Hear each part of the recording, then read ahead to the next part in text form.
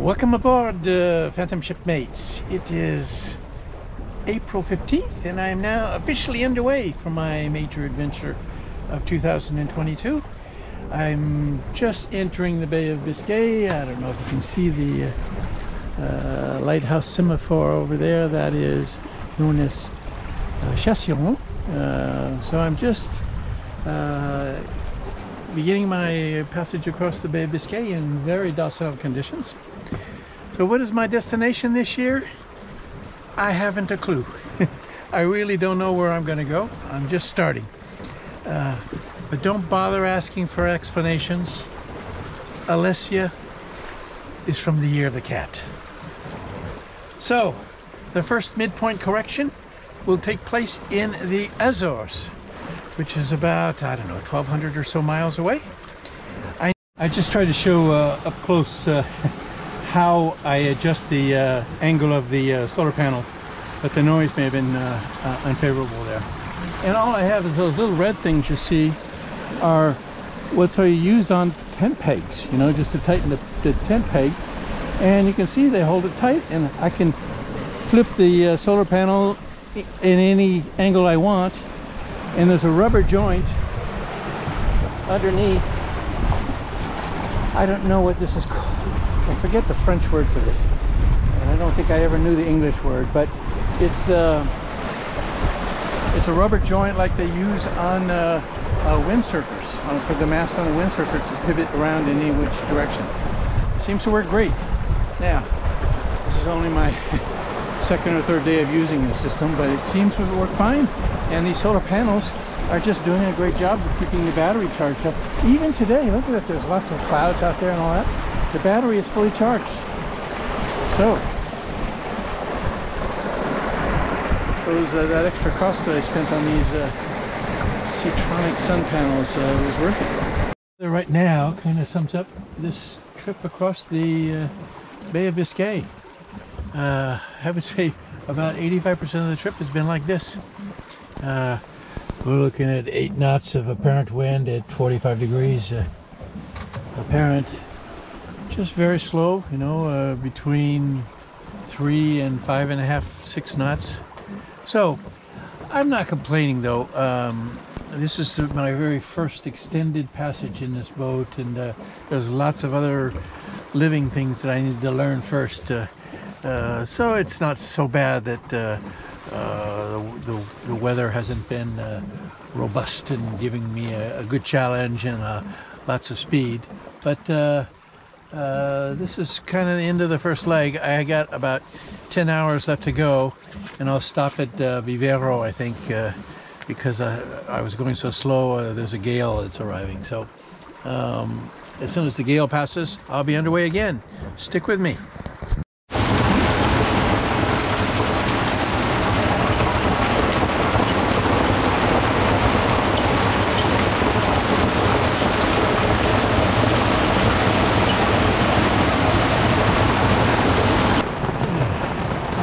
That coming at all, I would have covered up my solar panels.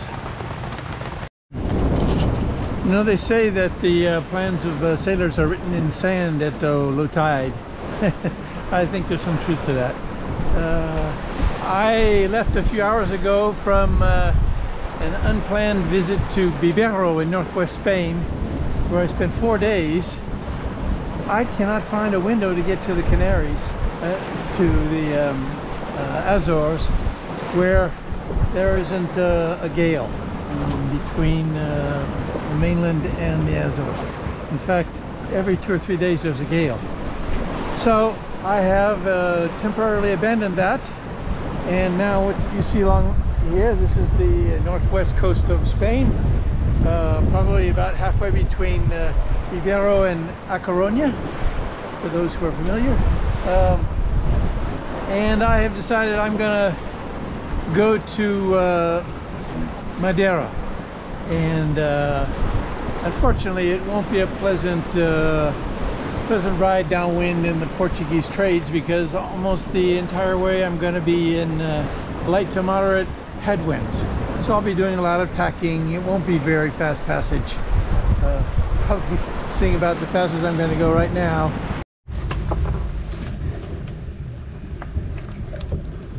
So this is me.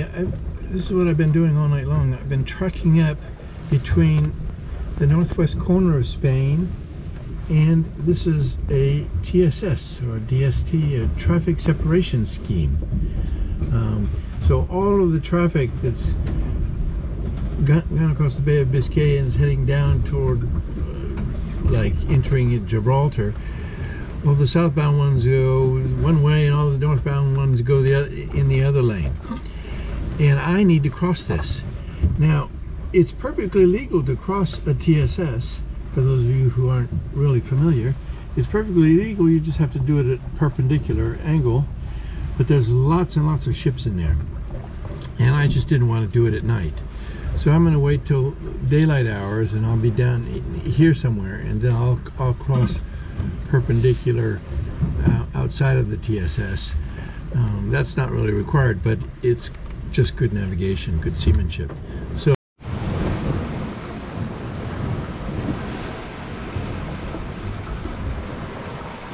well, it looks like it's time to say good morning to the night.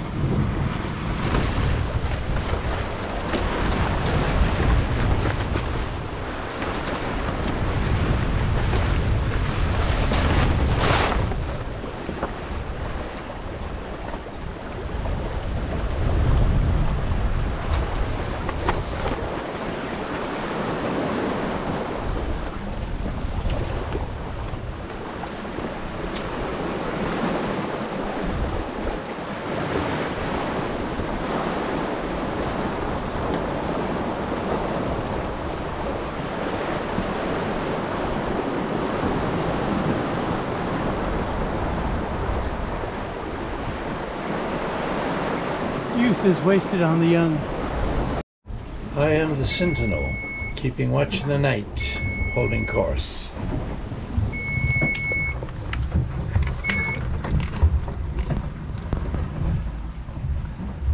For the next hour and 20 minutes. The joys of solo sailing. 25 knots of wind tonight, close hauled. I mean, as close hauled as I can stand it. So I went ahead and installed the new staysail, trinquette en français, and with a reef in it during daylight hours, so I don't have to screw around with this at midnight. But one of the questions I have for you guys that are experts at this, that deal with hang-on sails all the time with reefs, I just used a square knot to roll up the reef.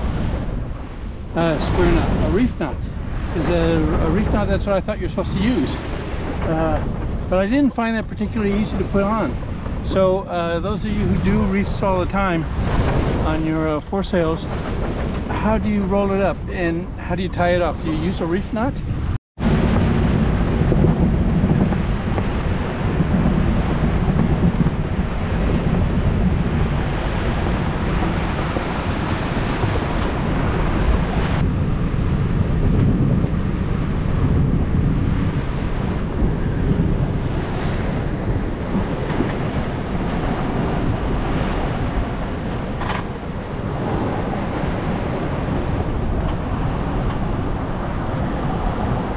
They say the Lord's Prayer twice and hold your babies tight.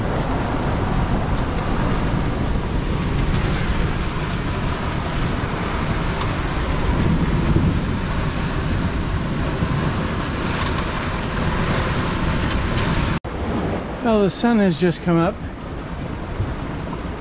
and we are bouncing around between 23 and 25 knots. I put in 2 reefs in the mainsail, and I've got the reefed staysail out as well. You can see we're really bouncing around here. Close hauled, of course. Gonna be this way all day long today. I like to clean up. And grab a bite to eat. So what I'm going to do is I'm going to heave to. So I'll set the camera up. I've hove to in this boat before, but only only in docile conditions. So let me set the camera up and we'll heave to in these more robust conditions and see how it works.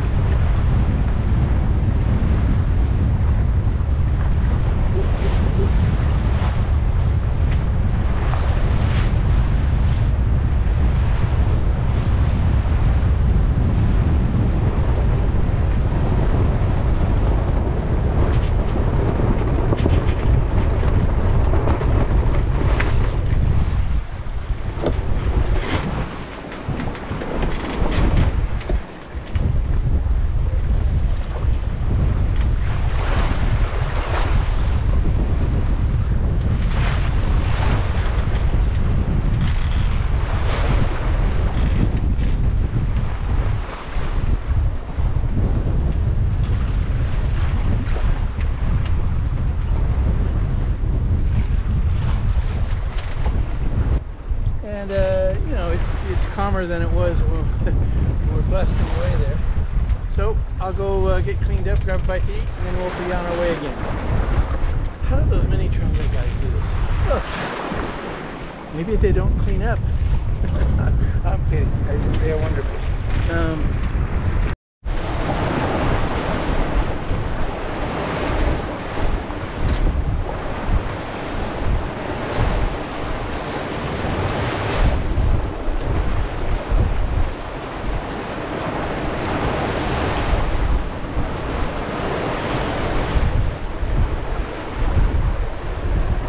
Notice how steady, relatively steady, the NKE system holds the rudder. These are 2-meter seas and 25 knots of apparent wind. That's pretty good. Here's one of the things that affects life aboard the most on this kind of a boat here. You can see the angle of gîte, the angle of heel. It's between 15 and 30 all the time. And when you get above 15, that's kind of the comfort point. And everything past that, everything becomes difficult. You know, you have to hold on to something with one hand. So that means you can't do things with two hands. And things fall off the sideboard and everything. It just becomes difficult. Even sleeping, because then you're pressed up against one side of the lee cloth. But that's part of, if you want a sailboat like this, that's why those guys on the Vendée Globe and all that, they go around the world like this. So they're much better than I, that's for sure. I find this very fatiguing and to the point that it gets frustrating at times, but I'm sure I'll adapt. This boat, although I considered it, does not have a refrigerator on board. So for meals, I do this. I boil water and pour it into there, and tonight I'm having pâte à la bolognaise. So, and actually, I have to be honest, it isn't that bad. I had expected something like cardboard tasting, but it's actually pretty good. So something like that, and a fruit cocktail mix afterwards. And I got lots of sweets and cookies and things like that to keep me going. So, no grande cuisine on this trip. Maybe for the next one I'll consider putting in a fridge.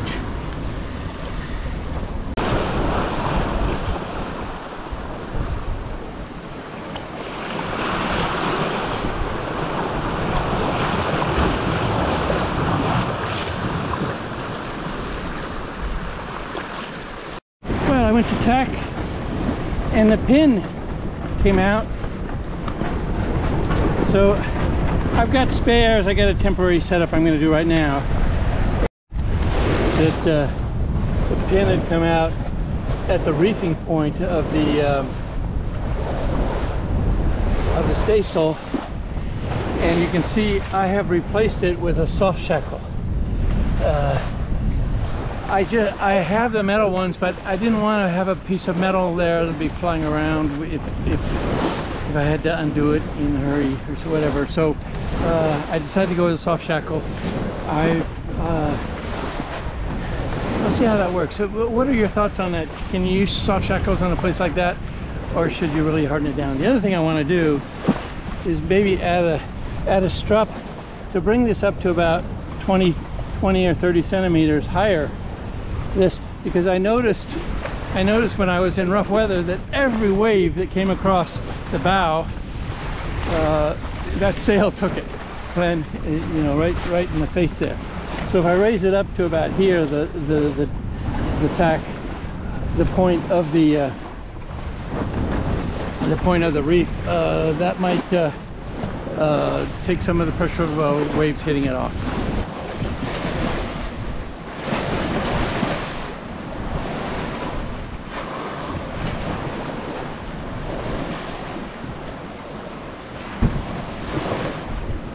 I asked the big guys to protect me from the orcas, so they're flying a fingertip formation with me. Much appreciated.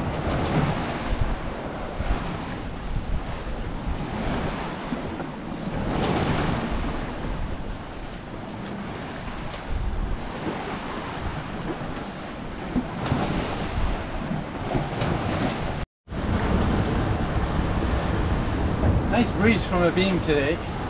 Last night I had to put a reef in at the mast at 1 o'clock in the morning. But I tell you, that sure made me appreciate the old days where everything was done in the cockpit. That system is sure nice. So those of you who have that, you are lucky people in cockpit reefing. Now just a serious word here. A few months ago I told you about that my daughter was launching her book for 9 to 14-year-olds called Alessia in Atlantis, and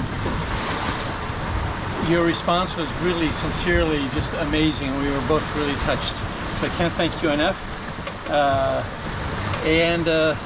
More news to follow. She's finished the draft of the next version and is in final preparation to launch that. I'll let you know when it comes out. She's a senior brand manager at Procter & Gamble. She's been there for about 12 years now, and I don't think she's going to give up her day job anytime soon, but she's sure having a lot of fun doing that too. So thanks for your support. That was really, really nice of you all. Thanks so much. I'm motoring in the last few miles to the marina in Madeira called Quita do Lord, because I'm in 4.2. I've got 4.2 knots of apparent wind, so it's only a few miles. So, but that brings up a question that I wanted to ask your advice on, your opinions. I recently read an article in one of the French sailing magazines about a race called the Transquadra. That's I think they go to the Canary Islands and then to Martinique or Guadeloupe in the Caribbean, and that's a race done by boats kind of similar to this, Pogos and JPKs, much faster than this, but same style. And one of the guys lost his mast, and it turned out in the story that he wrote for the magazine that he had only 40 liters of diesel on board. So the emergency services had to call and divert a tanker to go and give him some diesel fuel. So that's my question for you. How much, if you're going on a major transit somewhere, how much fuel should you have?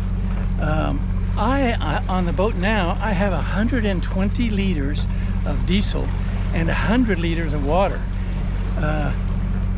And that's because my rationale was I want to be as autonomous as I possibly can be, as reasonably can be. And the problem is that much weight really bogs down the performance of the boat, makes it very sluggish, and it's really quite heavy. So is 120 liters of diesel for a small boat like this, is that way over the top?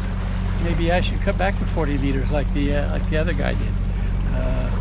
I don't know. What's your thoughts on that, and what rationale would you use for how much fuel you bring on a major transit?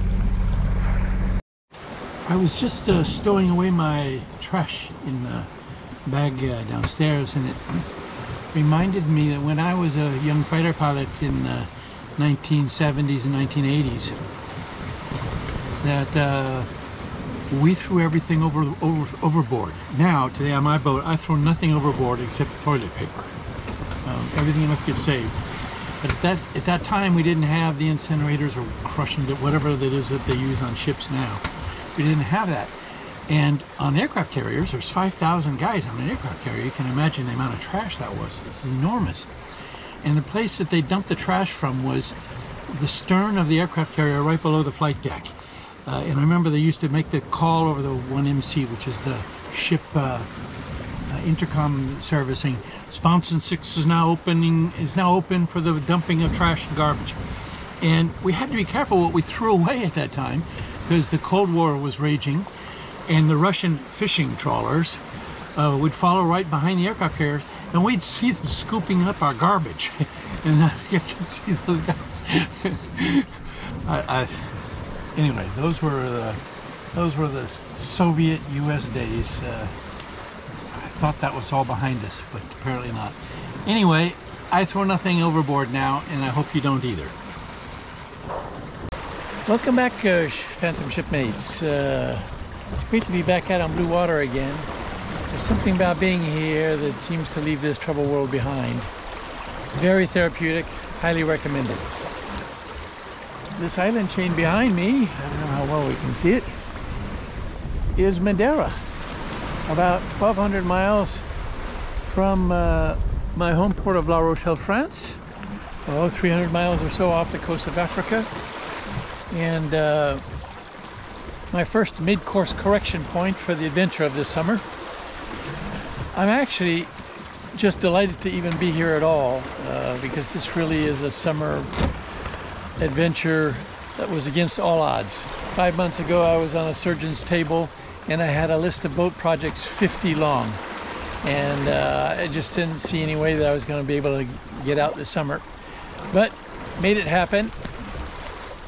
So let's enjoy it while we can. The big question is, where to next?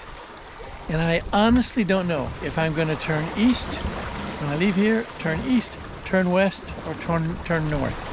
So come along for the voyage. This should be a great adventure, and I'll share it with you as I make progress.